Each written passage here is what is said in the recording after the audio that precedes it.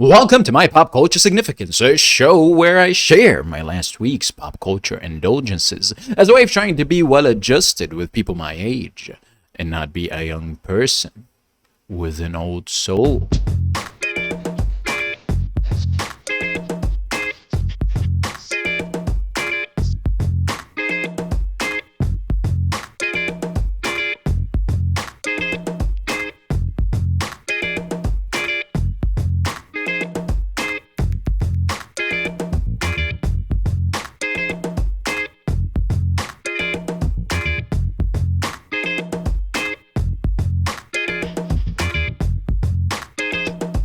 Took a shower and I'm feeling clean. Last week was more like 2 weeks.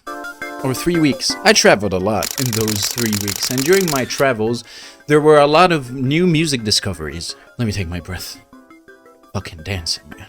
Madvillainy is MF Doom's only record with producer Madlib, and it was my first introduction to both of them. Doom's lyricism a lot of times comes across as a big chunk of nonsense, with a little bit of gibberish sprinkled on top of it. But as soon as you understand his style and his inspirations, you start to listen to his music through his lens. He's very inspired by comic books and cartoons, and goofiness in general. And hearing him rap is like watching a roller coaster being designed. It's a weird mix between cryptic, badass bars and great fucking storytelling while joking in a very silly way. A very good demonstration of that is the first 3 bars on track accordion. Living of borrowed time, the clock ticks faster, that'll be the hour they knock the slick blaster. There is something else that makes him stand out, but it's not me who's going to tell you what it is. His creativity shines very brightly, not only in writing bars, but in his creative decisions as well. And in my opinion, that's where he's similar to Madlib and why they gelled as much as they did on this album. His different aliases that he goes by, like Super Villain or the Villain on this record,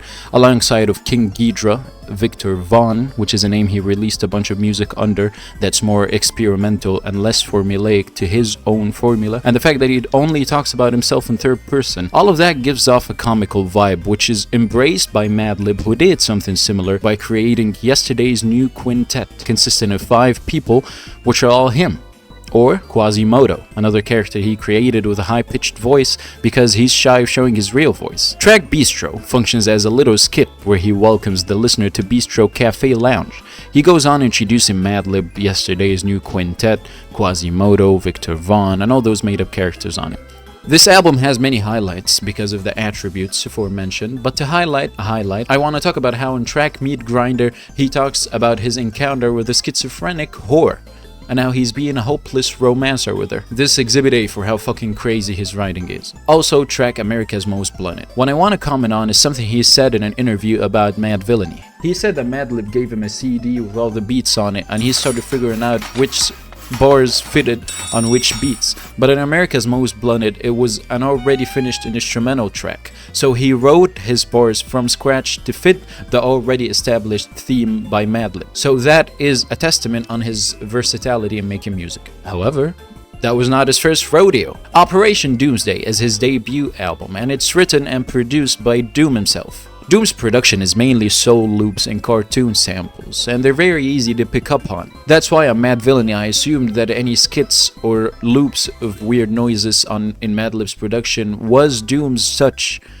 which I really appreciate. As soon as I understand what signifies a specific artist and start picking up on his personal marking and stuff, it instantly makes me like this person more. And that's what's common amongst those 3 albums. Now, I'm not saying that it wasn't prevalent on Madvillainy, but Madvillainy is special.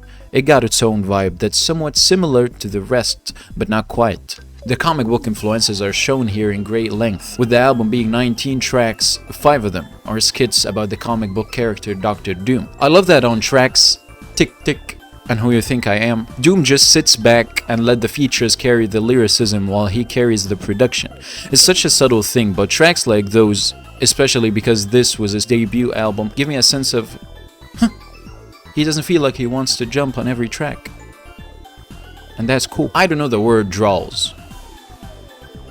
on-track gas drawls. And after a bunch of digging, I came across a discussion thread talking about how he just means drawers. And that works as an example on how he twists words and changes them in order to fit a rhyme. A friend of mine out-nerded me and told me that in the comics, Doomsday is a day when Dr. Doom takes a break from doing anything and just chills. And that gave an entirely different meaning to the chorus on track Doomsday. On Doomsday, ever since the moment till I'm back with my brother went, that's what I'm doing.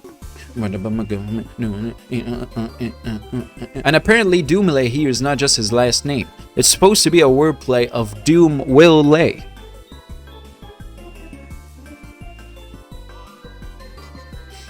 After thinking about it, that just might be my friend's interpretation of it. But it's cool either way. I hate to be biased here, but Food is probably my favorite record theme-wise. For some reason, spitting badass bars in a food-themed manner is a very cool thing. It's a very cool album. A 15-track album, but with only 4 skits this time. And it's different. On Operation Doomsday, I like the addition of skits to the overall concept of the album, but I very rarely listen to it.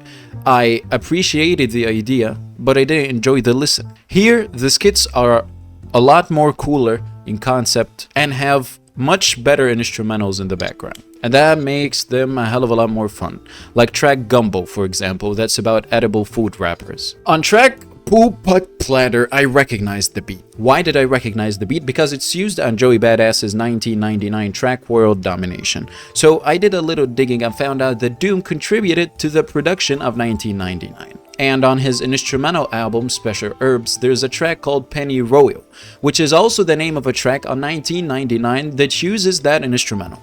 A little FYI. Another random FYI. In Operation Doomsday's Go With The Flow, Doom shouts out someone at the very end called Pure Mathematics. Turns out that this dude is Mr. Fantastic, who is featured on Rap Snitch Knishes here on Food. I came across that information while researching for this video, and I find it pretty interesting how his couple of verses here are so fucking good, yet his discography doesn't exist. He literally has 0 songs.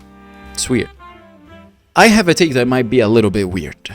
I say that The Mouse and the Mask have condensed what's special about those last 2 albums and given us the best of both worlds. And it shows 1, how more smooth his flow has gotten throughout the years, and 2, how much he mastered his style of production and been able to make it complement his writing. There's such a plethora of badass bars on this fucking album. Scared of a bunch of water, then get out the rain. Order a rapper for lunch, then spit out his chain. Maybe it's more because I naturally prefer things that are more humorous and silly in nature, so that's why I think MF Doom is so good. But the way he's rhyming multiple syllables with his deep, monotone voice in a very cool way that ends up being only a joke, I think that is his mark and why people listen to him. And I'm convinced. Now let's talk about video games, goddammit. Deltarune Chapters 3 and 4 released in June this year. They're made by the same solo dev that made Undertale, Toby Fox. And I have a few things that I want to comment on. I think the expectations for Toby Fox were very high considering how successful Undertale was. And contrary to popular belief, and to Toby Fox's belief as well apparently, I think he really outdid himself with those couple of chapters. Undertale was not considered special because of revolutionary game mechanics or stunning visuals. It was the idea that worked. A testament to how far can someone take simple game design if they got a vision. And that simplicity worked in its favor because of how grand the idea was. He got the technicalities just right and let the players' imaginations run wild. That's why you see so many fanfiction stories and so many spin-offs and mods and additions and whatnot. But Deltarune is different from it. Technical wise. Alongside of it being a hell of a lot more polished, it got so much more set pieces. So many interesting characters getting introduced. Each chapter has its villain of the week feel with its plot. The turn-based combat system is deep enough and it makes a decade-old formula feel fresh and engaging. The music is better and more diverse. The story is far more interesting with room for so many twists in the upcoming chapters. Minigames are far more thought out and fleshed out than a lot of finished AAA games. The simple DNA of Undertale is still here, but it's cranked up to 11. If Undertale was a passion project, this is a passion product. It feels like a complete package, even though it's still got 4 chapters left in it. And I can't wait to see what Toby Fox does with it in the future.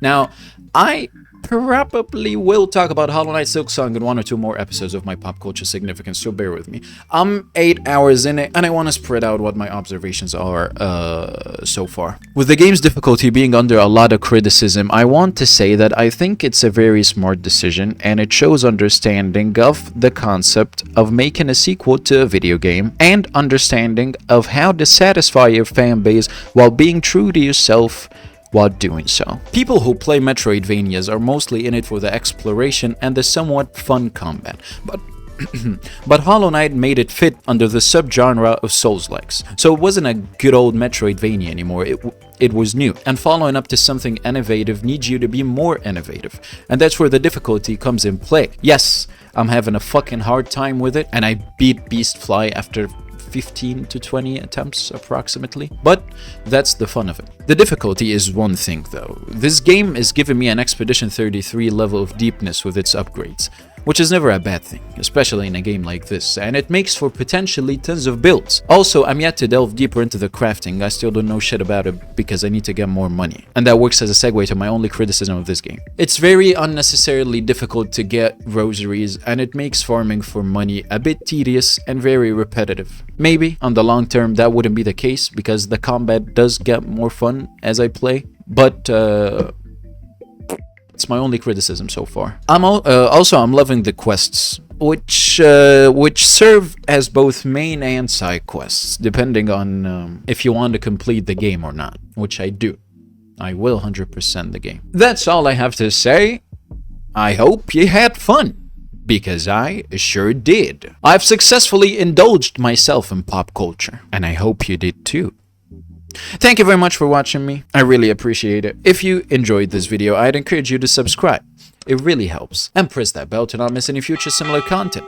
Don't forget to like the video, and while you're here, drop a comment. Tell me what's the thing that made you click on this video. Was it the music? Was it the video games? Was it my red sunglasses? And also, while you're here, take a look on the homepage of the channel. There's more than 200 videos in different categories, including gaming, essays, animations, dancing, whatever. There's a lot. So you'll probably find something that you'll like. And it will really help. Thank you very much for watching me. Goodbye.